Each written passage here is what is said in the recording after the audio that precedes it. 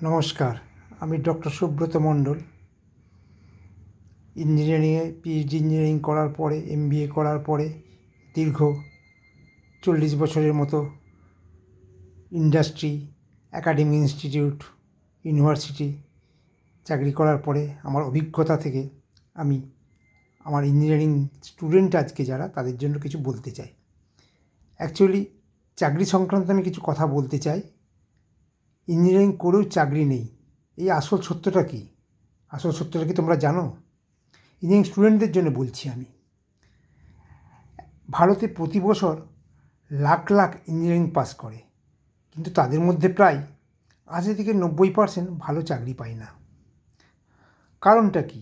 সেই কারণটা আমি সাধারণভাবে আজকে বলছি, তারপর আমার পরের ভিডিওয় একটার পর একটা আমি অ্যানালিসিস করে করে যাব। সমস্যাটা কিন্তু ডিগ্রিতে না, সমস্যাটা আসলে আমাদের অ্যাপ্রোচে। আজ আমি তোমাদের বলার আসল কারণ আর প্র্যাকটিক্যাল সলিউশন কী সেগুলো বলবো, যে কেন চাকরি পায় না এবং তার সলিউশনটা কী জেনারেলভাবে বলবো। তার প্রবলেমগুলো কী কী?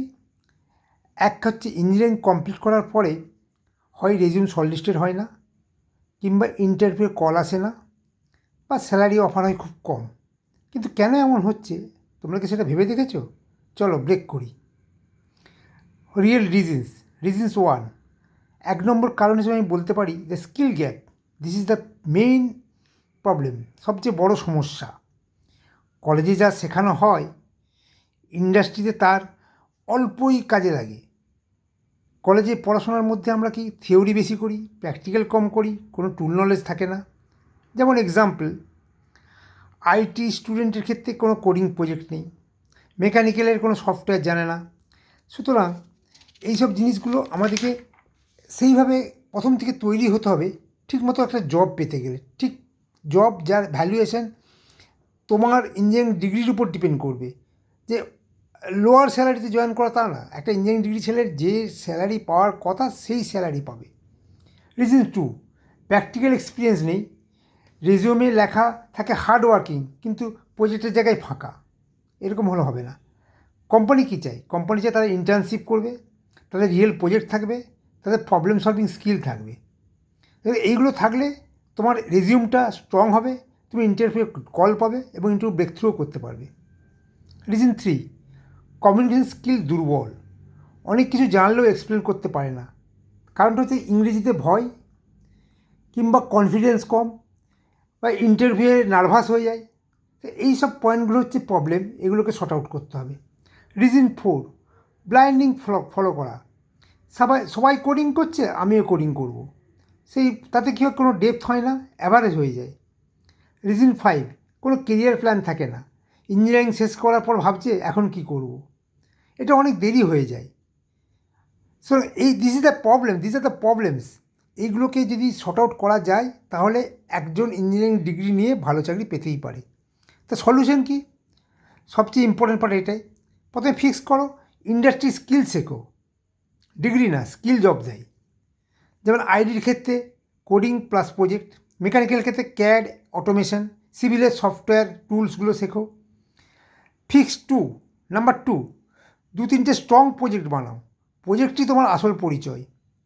যেমন ওয়েবসাইট বা অ্যাপ ডেভেলপ করো, মেশিন ডিজাইন কিছু কিছু করো, কিছু কেস স্টাডি করো। সলিউশন 3, কমিউনিকেশন ইমপ্রুভ করো। কী করে করবে? প্রতিদিন অ্যাটলিস্ট 20 মিনিট করে প্র্যাকটিস করো, মিররের সামনে নিজের সঙ্গে কথা বলো, নিজের ভয়েস রেকর্ড করো, অ্যান্ড প্রবলেমগুলো শর্ট আউট করে সলিউশনের দিকে এগো। সলিউশন 4, একটা ডিরেকশান চুজ করতে হবে, কারণ একটা ইঞ্জিনিয়ারিং ডিগ্রির পর অনেকগুলো ওয়ে আউট থাকে। আইদার জব করবে, কি হায়ার স্টাডি করবে, কি গভর্নমেন্ট এক্সামিনেশান দেবে, কি ফ্রিল্যান্সিং করবে। তো এই যে এতগুলো স্কোপ আছে, সেই স্কোপগুলোকে মধ্যে তোমাকে একটা লাইন ঠিক করতে হবে, সেই লাইনে এগোতে হবে। সলিউশন 5 হচ্ছে আর্লি স্টার্ট করতে হবে। ফাইনাল ইয়ারে শুরু করলেই এটা তোমার লেট হয়ে যাবে, আগেই শুরু করতে হবে। হ্যাঁ, সুতরাং এন্ডিংটা কী হচ্ছে তাহলে? ইঞ্জিনিয়ারিং একটা স্ট্রং ডিগ্রি, কিন্তু শুধু ডিগ্রি দিয়ে জব পাওয়া যাবে না। Skill plus strategy plus consistency, that equal to success. আজ থেকে শুরু করলে তুমি 90% না, টপ 10%-এ থাকবে। সুতরাং এইটা আমার মোটামুটি একটা জেনারেল আইডিয়া ইঞ্জিনিয়ারিং স্টুডেন্টদের জন্য।